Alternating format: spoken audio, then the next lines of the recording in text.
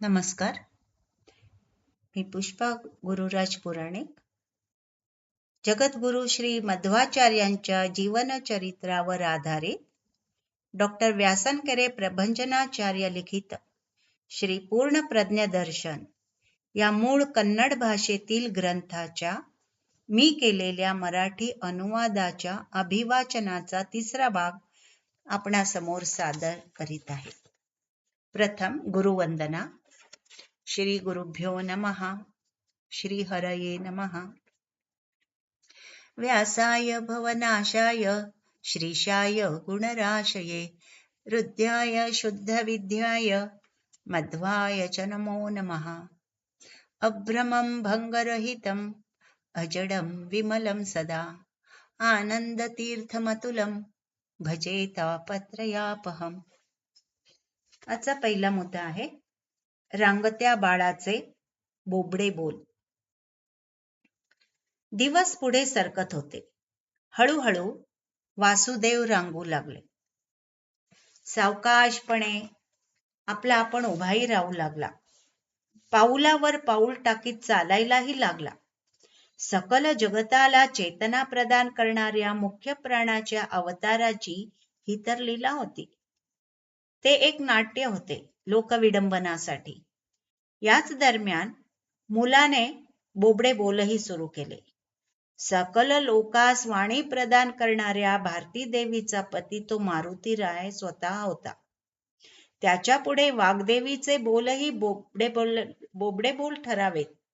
तरीही लोकविडंबनासाठी ही लीला होती. हे बोबडे बोल म्हणजे जणू ब्रह्मसभेमध्ये देवांकडून निरीक्षिल्या जाणाऱ्या वाग्देवीकडून टाकली जाणारी मंद मंद पाऊलेच होती. सकल जगतालाच बोलायला चालायला शक्ती प्रदान करणाऱ्या त्या कृपाळू मुख्य प्राणाच्या या बाल लीला नाट्याने असुरांना मोहित केले. पुढील मुद्दा आहे वृषभा पाठी देव वृषभ. वासुदेवाला नुकतेच 1 वर्ष पूर्ण झाले होते. एके दिनी भल्या पहाटेच तो घरातील बैलाच्या मागे मागे करीत जंगलाच्या दिशेने गेला. बैलासाठी चरण्यास जंगलात जाण्याचा हा क्रम नित्याचाच होता. त्या दिवशी मात्र त्या बैलाच्या मागोमाग वासुदेवही निघाला होता हे विशेष. भल्या मोठ्या बैलाच्या मागे मागे हा छोटासा वासुदेव. साधारणपणे मांजराची शेपटी मुले पकडत असतात, पण बैलाची शेपटी पकडून वाटचाल केली हे या वासुदेवाचे वैशिष्ट्य होते. मातापित्यांना आतंकाने घेरले. घरात वासुदेव कुठेच दिसेना. ही चेष्टा मस्करी म्हणावी की मोठी समस्या. हे खोडकर मूल विहिरीत तर नाही ना पडले? शेजारी पाजारी सगळीकडे शोधून झाले. तळे आणि विहिरीही बघून झाल्या. सगळे गाव त्याला शोधत होते. शहरातील प्राणच निघून गेल्यागत त्यांची अवस्था झाली होती. त्यांच्या दुःखास पारावर नव्हता. त्याच वेळी जंगलाच्या दिशेकडून येणारा एक माणूस त्यांना दिसला. या शोकग्रस्त लोकांनी विचारपूस केल्यावर तो म्हणाला, अशाच एका बालकाला मी बैलाचे शेपूट पकडून टेकडीकडे जाताना पाहिले आहे. तो वासुदेवाबद्दल बोलत होता. पण ते सारे जण त्या माणसाच्या बोलण्यावर विश्वास ठेवण्याच्या भानगडीत पडलेच नाहीत. त्याच्यावर विश्वास ठेवणे कसे शक्य होते? त्यांना वाटले 1 वर्षाचे मूल, बृहदाकाराचा बैल, त्याचे शेपूट पकडून वनसंचार ही शृंखलाच सारी अशक्यप्राय. सूर्य पश्चिमेकडे धाव घेत होता. कमळाप्रमाणेच या साऱ्यांची मुखकमलेही मलूल झाली होती. अचानकपणे त्यांना सूर्योदय होण्या इतका आनंद झाला. घराकडे परतणाऱ्या बैलाचे शेपूट पकडलेला वासुदेव बैलामागे दिसत होता. म्हणजे त्या वाटसरूने खरे सांगितले होते तर. जणू दारिद्र्याला चिंतामणी गवसला होता. हे जिज्ञासूला तत्वसाक्षात्कार लाभण्यासारखे होते. वासुदेवाला पाहून त्यांना झालेला आनंद वर्णनातीत होता.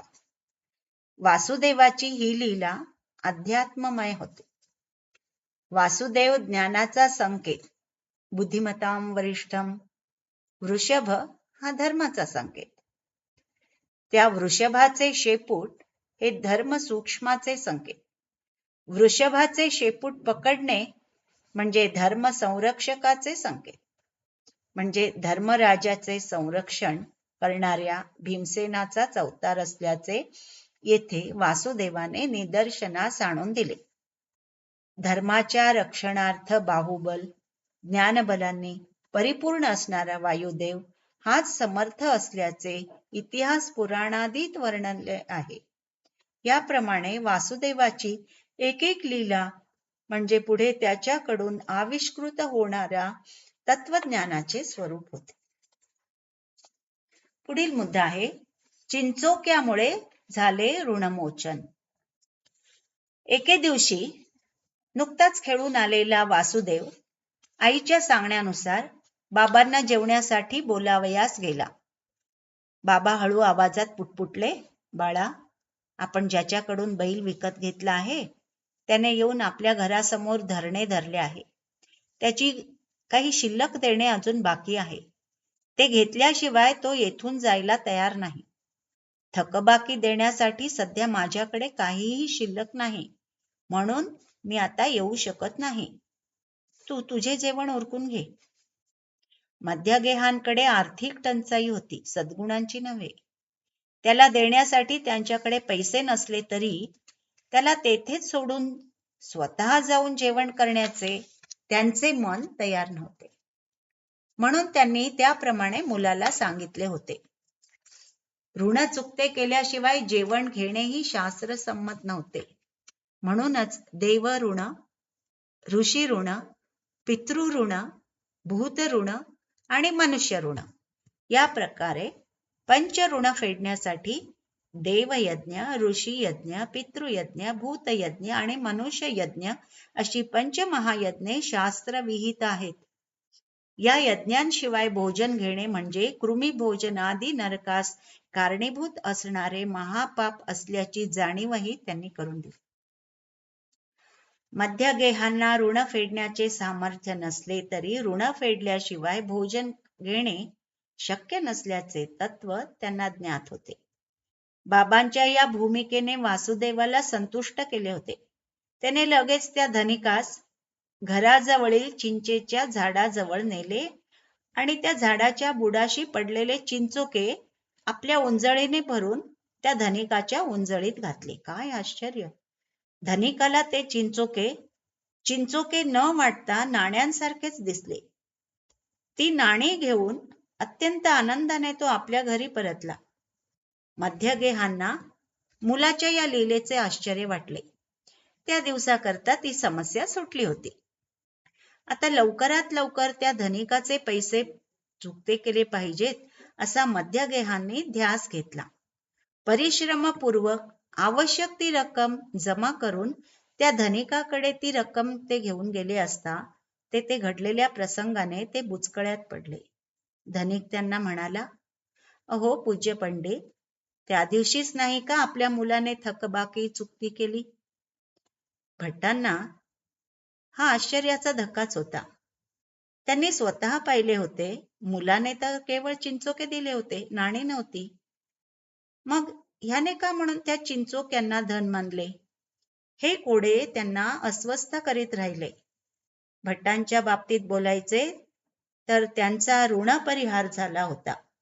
धनिकांसाठी मात्र तेव्हापासून ती संसार बंधनातून मुक्ती होती. वासुदेवावरील त्याने दाखविलेल्या श्रद्धेमुळे, भक्तीमुळे त्याच्या जीवनाची दिशाच बदलून गेली होती. वासुदेव श्रीकृष्णाने सुदाम्याचे पोहे स्वीकारून भवबंधनातून त्याची सुटका केली होती, तर या वासुदेवाने चिंचोके देऊ करून या धनिकाची भवबंधनातून सुटका केली होती. तो वासुदेव बिंबरूप, हा वासुदेव त्याचे प्रतिबिंबरूप. म्हणूनच या दोघांमध्ये एवढे अद्भुत साम्य होते. ज्याला वर चढायचे आहे त्याने चढण्यासाठी शेवग्याच्या झाडाची फांदी आधारासाठी पकडू नये.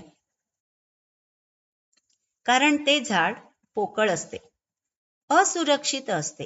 त्याऐवजी त्याने चिंचेच्या झाडाच्या फांदीचा आधार घेतला पाहिजे. ते सुरक्षा देते. शेवग्याचे झाड त्याला आधारासाठी पकडले असता त्याच्याच अंगावर कोसळून अनर्थ ओढविण्यास कारणीभूत ठरेल. चिंचेचे झाड तसे नव्हे. ते झाड स्वतः सुरक्षित राहून त्याच्या आधाराने वर चढणाऱ्यासही ते सहाय्यकारी ठरते.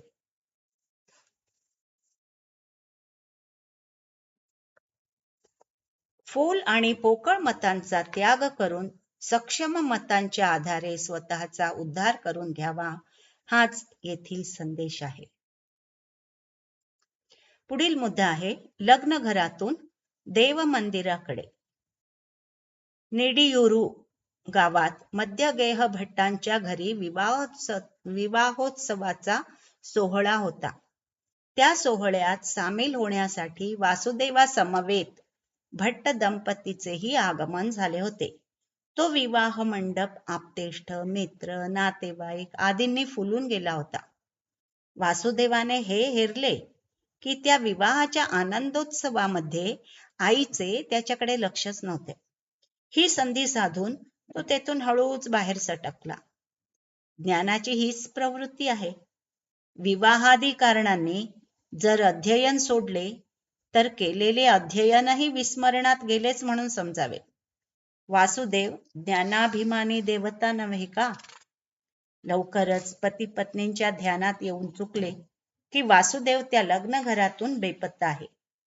यावेळी मात्र त्यांनी त्याला तेथेच शोधत राहण्यात वेळ घालविला नाही.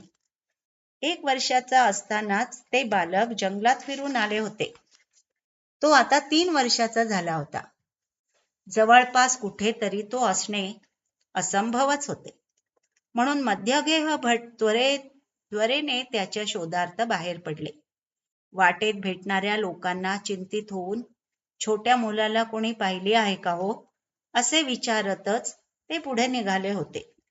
जसे पुरंदरदासांच्या एका पद्यात त्यांनी विचारले आहे, कुसिन कंडीरा गुरु मुख्य प्राण न कंडीरा. म्हणजे बाळाला पाहिलत का? गुरु मुख्य प्राणांना तुम्ही पाहिलत का? लोकांनी सांगितलेल्या माहितीनुसार ते पुढे पुढे चालत राहिले. हो, असाच एक मुलगा या वाटेने जाताना आम्ही पाहिला. आम्ही त्याला विचारले की तू असा एकटाच फिरणे योग्य नव्हे, तू एकटाच का जातो आहेस? यावर तो मुलगा केवळ मंदपणे हसला. लोकांना विचारत विचारत प्रथम ते कोडवुरू या गावी पोचले. त्यानंतर ताळकुडे, शेवटी उडपी येथील अनंतासन येथे येऊन पोचले. तेथे वासुदेव अनंतेश्वराला भक्तिपूर्वक साष्टांग नमस्कार घालत होता. एकूण 2 योजन लांबीचा हा पल्ला. 1 योजन म्हणजे अंदाजे 10 किलोमीटर. मुलाचे मुखकमल पाहण्यासाठी भृंगाप्रमाणे जाणाऱ्या उत्सुक पित्यासाठी वाटेवरील लोकांचे बोल जणू त्यांचे श्वासच बनले होते. मुलाच्या दर्शनासाठी अगतिक होऊन दाटून राहिलेले दुःखाश्रू आता आनंदाश्रू बनून सरसरसर वाहू लागले. परंतु मुलाच्या चेहऱ्याकडे पाहून त्यांना अतीव आश्चर्य वाटले. चिंतित होऊन त्यांनी विचारले, बाळा, एवढ्या लांबवर तू एकटाच कसा बरे आलास? कुणी होतं का तुझ्यासोबत? वासुदेवाने दिलेल्या उत्तरामध्ये त्यांना तत्वज्ञानाचा प्रकाश दिसला. बाबा, मी एकटाच नाही आलो. तिथून ते इथपर्यंत भगवंत सतत माझ्या बरोबर कोणत्या ना कोणत्या रूपात होताच. द्वासुपर्णा हे श्रुत्यर्थ अनुभवाच्या रूपाने आविष्कृत झाले होते. जीवाचा आणि भगवंताचा अपूर्व असा संबंध या प्रसंगातून प्रतीत होतो. मुलाचे याप्रमाणे पुन्हा पुन्हा घर सोडून जाणे म्हणजे पुढे तो आपले घर कायमचे सोडून जाणार व आपणापासून दुरावणार असल्याची ही जणू सूचनाच आहे असे त्यांना वाटले. त्यांनी मनोभावे भगवंताची प्रार्थना केली. हे भगवंता, मला दिलेला हा बालक इतका खट्याळ आहे की एका ठिकाणी त्याचे पाय स्थिर होऊन राहत नाहीत. हा संपूर्ण परिसर म्हणजे भूत प्रेतादींनी भरलेले भयंकर जंगल आहे. तूच याचे सर्व संकटांपासून संरक्षण कर. त्यांना हे माहित नव्हते की श्रीहरीच्या परम कृपा आशीर्वादाला पात्र असणारा महोन्नत व्यक्तित्वाचा श्री वायुदेव आपला पुत्र आहे. त्यास श्रीहरीचे रक्षा कवच आहेच. विश्वाला रक्षा कवच याचेच तर आहे. श्री भारती रमण मुख्य प्राणांतर्गत श्री कृष्ण अर्पणमस्तु. आज आपण येथे थांबून पुढील भाग उद्या पाहूया. धन्यवाद. नमस्कार.